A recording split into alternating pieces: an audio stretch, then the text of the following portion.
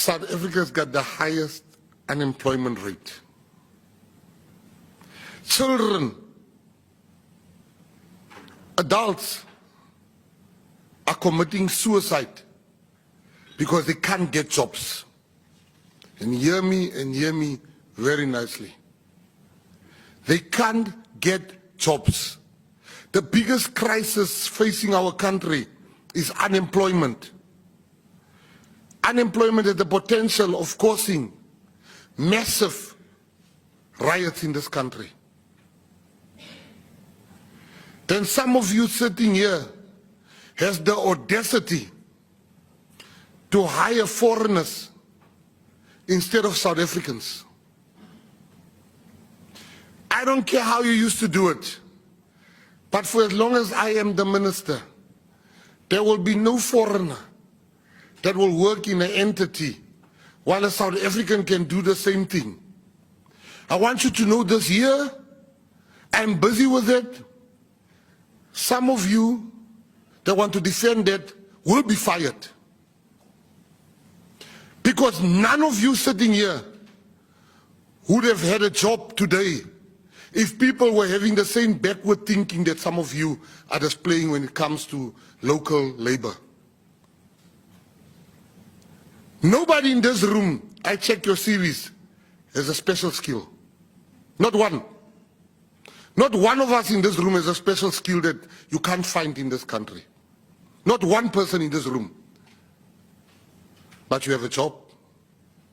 Now imagine if somebody has given your job to a foreigner. There's no foreigner that will work in the Department of Sport, Arts and Culture that does not have a special skill. Not one. So if you have foreigners, I mean, there's entities. A PA, a handyman, a driver. I expect the CEOs, I expect the board chairpersons and the whole board to take action within 2 weeks after receiving my letter tomorrow. You take action. What is action? They must go and you must replace them with South Africans.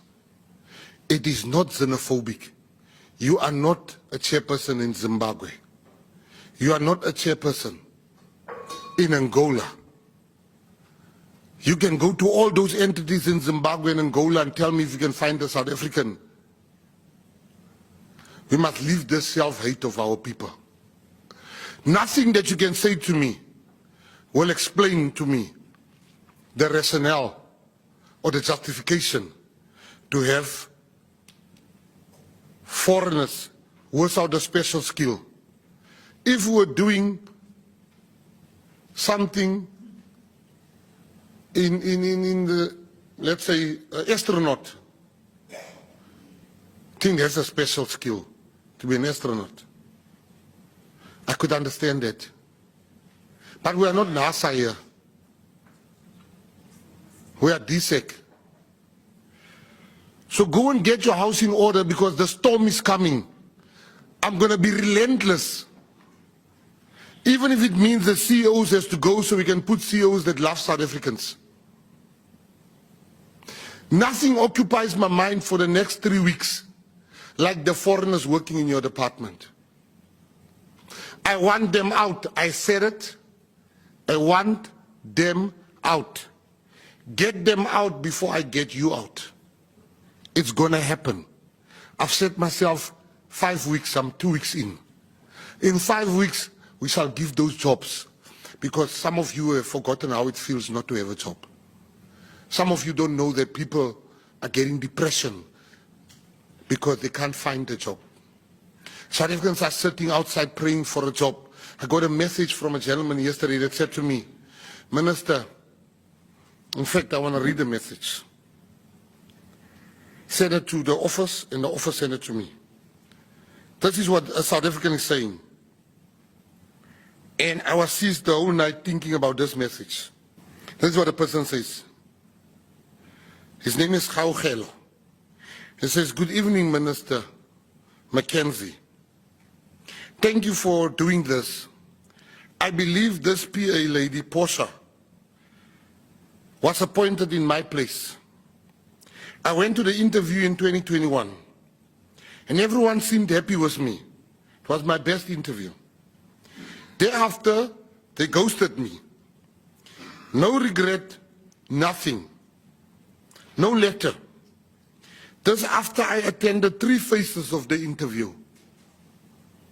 I was shattered and still question myself about what could have happened. What did I do wrong? This audit you are busy with, Minister McKenzie, would be closure for me. I promise you that some of you that hires foreigners will be gone in 4 weeks. I promise you that. Because South Africans are jobless. And if I'm being given a choice to not go after this audit or lose my job, I will resign. Because I know the pain of not having a job. You should start applying for jobs in Zimbabwe and Angola and see how does these people feel that are South Africans. I hope I'm very, very clear on this issue. Tomorrow you will receive a letter including your entity of the blind. There's illegal foreigners there. It can't be. It will never be. It stops today. Most of your entities sitting here, go and fix that thing, because I'm coming for you if you don't fix it. We put South Africans first, because Peace Mabe and Gayton McKenzie has been put here by South Africans. And I will serve the interests of South Africans, and she will serve the interests of South Africans before we serve the interests of anybody else. I hope that's very clear. So Nicole Fritz, who is the executive director at the Helen Suzman Foundation, has condemned Minister Gayton McKenzie on his utterances. Let's take a listen to what she had to say. And I should just say, I'm not here representing the Helen Suzman Foundation. I'm in fact the executive director of the Campaign for Free Expression. And together with a number of civil society organizations, we have issued a statement strongly condemning these utterances on the part of the minister. We are a nation of laws. We are a nation renowned for our constitution. It is extraordinary that a minister who occupies the position that he does feels no shame in making utterances that are explicitly and entirely unlawful and unconstitutional, that he would say to employees within his department, you must act unconstitutionally. Not only that, he has no authority, no powers to suggest that they would be dismissed. There is no authority in our constitution under the Public Finance Management Act and under any laws that allow him to bypass grievance and disciplinary procedures so as to threaten those within his department with dismissal if they don't act on his unlawful directive. I should also say that he has shown himself to be entirely financially irresponsible. Should anyone pursue, make good on these threats and act in accordance with them, they will face huge numbers of court cases and they will almost certainly lose because our laws are clear. That will then mean that the Department of Sports, Arts and Culture will have to pay for those litigation costs and for the damages from the public funds. That will mean that there is less public funds to make services available, less public funds to make employment available. And I should finally say that the statement on the part of the minister shows that he is entirely unfamiliar with the demands of his portfolio.